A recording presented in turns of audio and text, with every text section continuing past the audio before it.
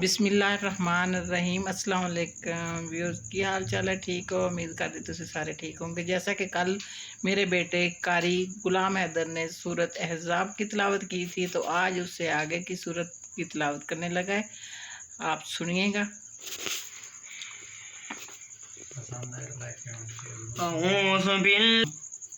أعوذ بالله من الشيطان الرجيم بسم الله الرحمن الرحيم الحمد لله فاطر السماوات والأرض جاعل الملائكة رسلا أولي أجنحة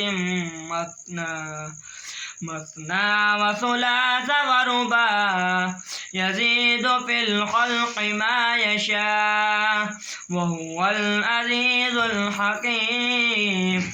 ما يفتح الله للناس من رحمة فلا ممسك لها وما يمسك فلا مرسل له من بعده إنه هو العزيز الحكيم. وقال الذين كفروا لا تأتينا الساعة قل بلى وربي لتأتينكم عالم الغيب لا يعزب عنه مثقال ذرة في السماوات ولا في الأرض ولا أصغر من ذلك ولا أكبر إلا في كتاب مبين ليجزي الله الذين آمنوا وعملوا الصالحات أولئك لهم مغفرة ورزق كريم. والذين سعوا في آياتنا معاجزين أولئك لهم عذاب من رجز أليم. أولئك لهم مغفرة ورزق كريم.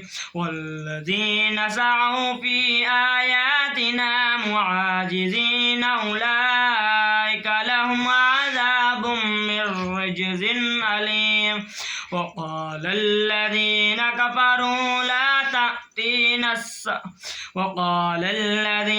كفروا هل ندلكم على أهل بيت وقال الذين كفروا هل ندلكم على أهل بيت يكفلونه لكم। जी नाज़रीन, हमारी आज की आपको वीडियो अगर पसंद आई हो मेरे बेटे कारी गुलाम हैदर की तिलावत, तो मेरी आईडी को फॉलो कीजिएगा और सब्सक्राइब कीजिएगा। मेरी आईडी को लाइक कीजिएगा। इस वीडियो को बच्चे की हौसला अफजाई कीजिएगा। तो मिलते हैं फिर अगली वीडियो में। अच्छे से प्यारे से एक कमेंट ज़रूर कीजिएगा, क्योंकि इससे बच्चों की हौसला अफजाई होती है। तो मिलते हैं अगली वीडियो में। अल्लाह हाफिज़।